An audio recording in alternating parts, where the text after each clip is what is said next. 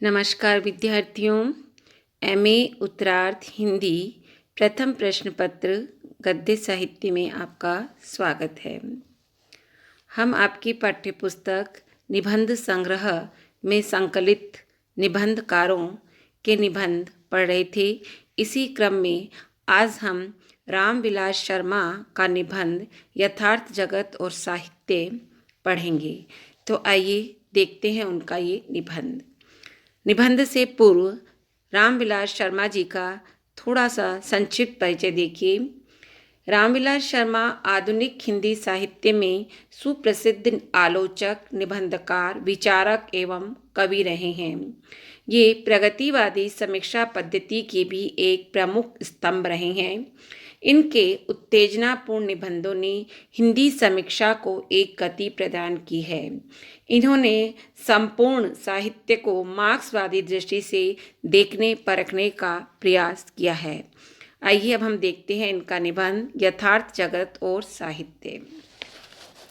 निबंध के आरंभ में ही रामविलास शर्मा जी ने यथार्थ जगत और साहित्य के संबंध में अपने विचार व्यक्त इस प्रकार किए हैं कि साहित्य और यथार्थ जगत के संबंध पर विचार करना इसलिए आवश्यक है क्योंकि यूरोप और अमेरिका के अनेक साहित्यकार यथार्थ जगत के अस्तित्व या महत्व को अस्वीकार करके अपने मानस से ही साहित्य सृष्टि करने का दावा करते हैं। इसके लिए वे भाववादी दर्शन की विभिन्न विचारधाराओं का सहारा लेते हैं और इन सब का प्रभाव हिंदी साहित्य पर भी पड़ रहा है। अनेक हिंदी लेखक भारतेंदु से लेकर प्रेमचंद तक साहित्य के विकास को बढ़ाने के बदले उसे किसी न किसी रूप में अस्वीकार करते हैं और विदेश की उन भावधाराओं को ग्रहण करते हैं जिनमें लेखक के अहम की तुलना में समग्र संसार नगण्य ठहरता है।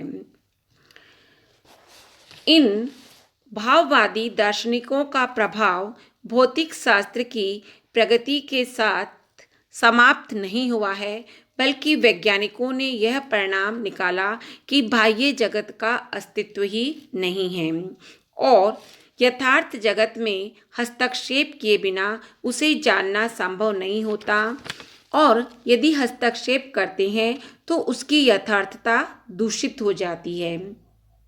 इस संबंध में मार्क्सवादी विचारकों का कहना है कि पुरानी जो नाप जोख की पद्धति है उससे कठिनाई उत्पन्न होती है, इसलिए परिणाम यह नहीं निकलता कि हम यथार्थ जगत को जान नहीं सकते, वरन यह निकलता है कि उसे जानने की जो पुरानी पद्धति है उसको बदलना आवश्यक है।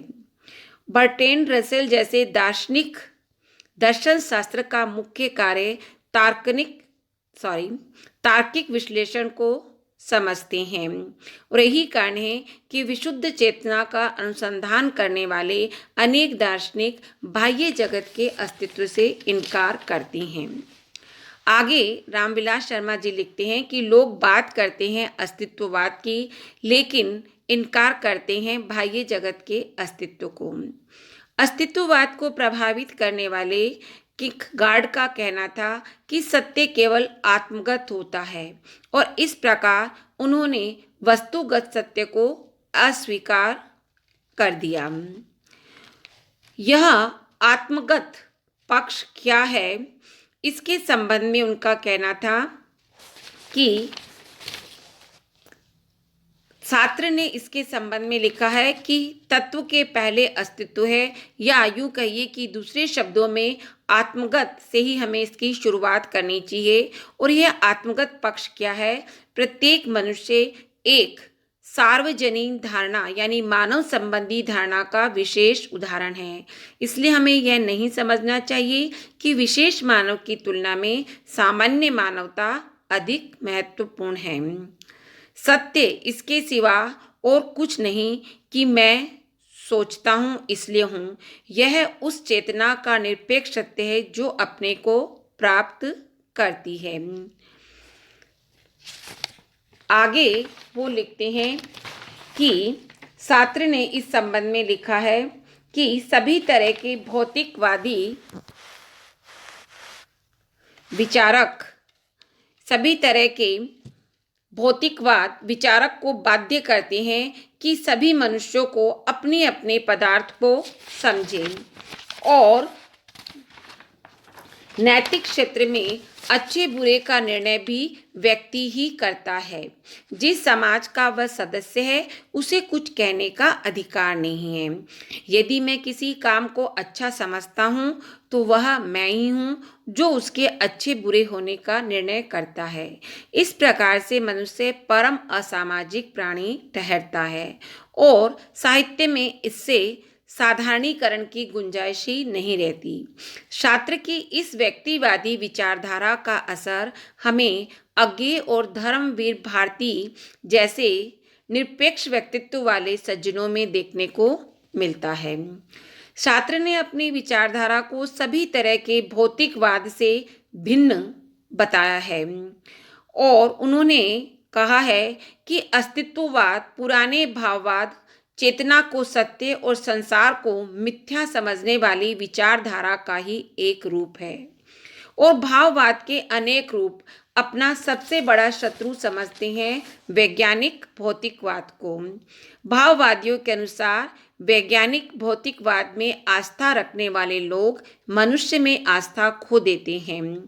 आस्था का प्रश्न हल करना है तो समाज से निरपेक्ष अहंकार में विश्वास करो, कला और साहित्य को उसी का विस्फोट मानो। इस प्रकार से वैज्ञानिक भौतिकवाद व्यवहार पर बल देता है और इसे कुछ विद्वान शुद्ध चेतना का भी अपमान समझते हैं। इसी क्रम में वो लिखते हैं कि वैज्ञानिक भौतिकवाद के अनुसार मनुष्य प्रकृति की उपज है और विचार चेतना मानव मस्तिष्क की उपज। मस्तिष्कहीन विचार और चेतना का अस्तित्व केवल कल्पना की वस्तु है। चेतना मस्तिष्क में निहित पदार्थ का गुण है, प्रकृति के एक अंश का गुण है। इसलिए वास्तविक विचार केवल चिंतन के द्वारा मनुष्य के भीतर से उत्पन्न नहीं किए जा सकते। सही विचार के लिए मानव चेतना और बाह्य जगत का संपर्क आवश्यक होता है। इस कारण उन्होंने माना है कि ज्ञान का आधार मनुष्य का प्रत्यक्ष अनुभव है और अपने व्यवहार से ही मनुष्य अपना ज्ञान समृद्ध करता है। ज्ञान से वह व्यवहार क्षेत्र में आगे बढ़ता है और इस प्रकार व्यवहार क्षेत्र के विकास के कारण मनुष्य का ज्ञान नित्य विकसित होता रहता है। वैज्ञानिक भौतिकवादी के लिए व्यवहार क्षेत्र से संन्यास केवल आत्मचिंतन से पूर्ण ज्ञान की प्राप्ति नहीं हो सकती। जो लोग ये समझते हैं कि आंख मूंद कर ध्यान या समाधि लगाने से भूत भविष्य वर्तमान तीनों कालों की बातें सूझने लगती है तो उन्हें इस पर ध्यान देना चाहिए। ये शब्द रामचंद्र शुक्ल जी ने एक टिप्पणी में लिखा है और कहा है कि बिना इस प्रकार के बाह्य निरीक्षण के केवल आत्मनिरीक्षण द्वारा निश्चित मनोव्यापार संबंधी बातें पक्की नहीं समझी जा सकती। बाह्य निरीक्षण की पूर्णता के लिए शरीर विज्ञान, अंग विच्छेद, शरीर अणु विज्ञान, गर्भ विज्ञान, जीव विज्ञान आदि का यथावत ज्ञान होना चाहिए। इसलिए बाह्य निरीक्षण आवश्यक है। केवल आत्मनिरीक्षण के द्वारा मनोव्यापार संबंधी अर्थात चेतना संबंधी बातें जो है वो पक्की तरह से नहीं समझी जा सकती।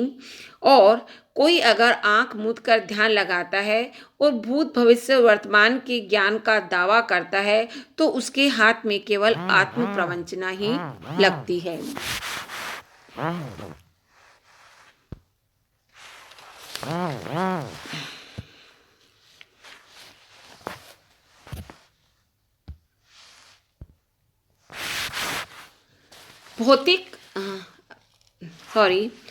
अब हम देखते हैं कि आगे इसी निबंध में लिखते हैं कि वैज्ञानिक भौतिकवाद व्यवहार, अनुभव और प्रयोग से परे इल्हाम द्वारा ज्ञान प्राप्ति का दावा नहीं करता। जो दार्शनिक व्यवहार से दूर रहकर विशुद्ध चिंतन से पूर्ण ज्ञान प्राप्त करना चाहते हैं या ऐसा ज्ञान प्राप्त करने का दावा करते हैं तो कहा जाता है कि वह अवश्य या तो स्वयं ही कोई पैगंबर होंगे या किसी पैगंबर के सहारे उन्हें गुप्त ज्ञान प्राप्त हुआ होगा।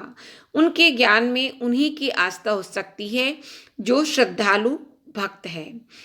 इल्हाम की बातों को संदेह से देखने वाले, व्यवहार द्वारा ज्ञान और अज्ञान का भेद करने वाले वैज्ञानिकों को उन पर विश्वास नहीं हो सकता। इस प्रकार से भाववादी दर्शन ज्ञान की पूर्ण व्यवस्था देने का दावा करते हैं। भौतिकवादी दर्शन पूर्ण होने का दावा नहीं कर सकता क्योंकि वह ज्ञान को विकासमान समझता है। वैज्ञानिक भौतिकवाद ने हेगल की द्वंद्वात्मक पद्धति से बहुत कुछ लिया है और ज्ञान और व्यवहार का संबंध नए ढंग से जुड़ा है। कार्ल मार्क्स ने दार्शनिकों की तरह संसार की व्याख्या ही की है, लेकिन मुख्य बात उसे बदलने की है। वैज्ञानिक भौतिकवाद का जन्म संसार को समझने और उसे बदलने के लिए, मानव जीवन को सुखी बनाने के लिए हुआ है। इसका कारण उन्होंने बताया कि बहुत समय पूर्व इतिहास में एक घटना हुई थी और वह था मजदूर वर्ग का जन्म, और यह वर्ग अपने जन्म से ही संसार को बदलने के स्वप्न देखने लगा था।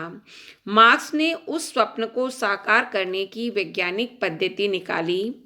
व्यवहार और परिवर्तन पर इस प्रकार बल देने का यह अर्थ नहीं है कि वैज्ञानिक भौतिकवाद चिंतन को, बौद्धिक क्रियाओं को नगण्य समझता है।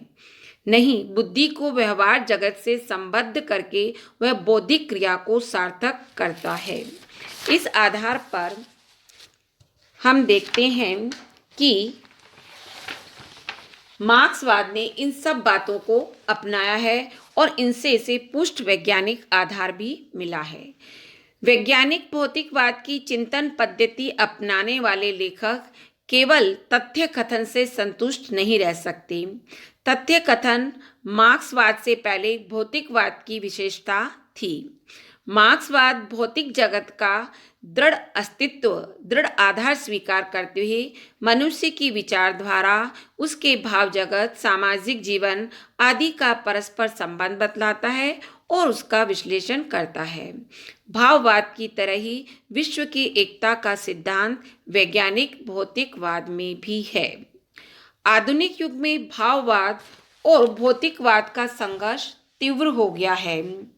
1920 में शुक्ल जी ने लिखा था कि पौराणिक गाथाएं भाववादियों की रक्षा नहीं कर सकती।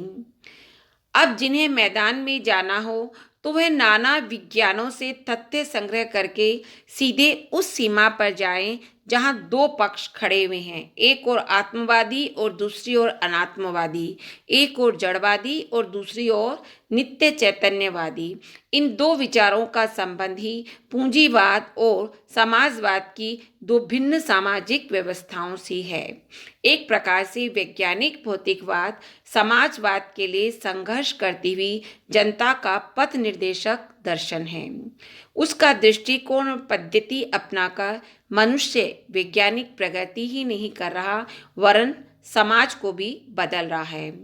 वास्तविक जड़वादी तो वे हैं जो समाज को बदलने का प्रयत्न करते हैं, जो समाज को बदलने का प्रयत्न नहीं करते और न ही विज्ञान के द्वारा विश्व के अनेक रहस्यों का उद्घाटन करने के लिए तत्पर होते हैं।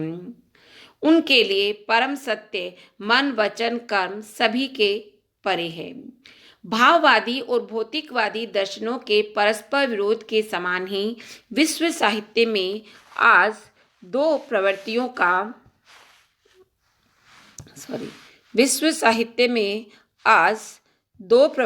का परस्पर भेद और संघर्ष बढ़ रहा है।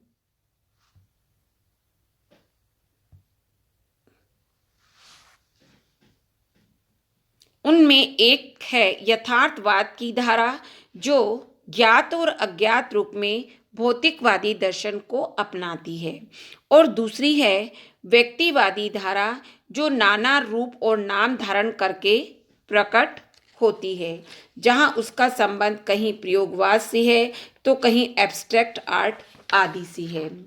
और यह प्रच्छन्न या प्रकट रूप में भाववाद से होता है।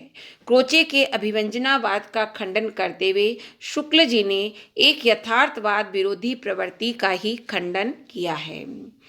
आगे वो लिखते हैं कि 19वीं सदी के अंत में फ्रांस ने जिस आधुनिक कला को जन्म दिया उसकी विशेषता थी वस्तुहीनता, अर्थात चित्र ऐसे बनाए जाए जिनमें रेखाएं तो हो, कोण भी हो, रंग हो, प्रतीक हो, केवल वस्तु ही ना हो।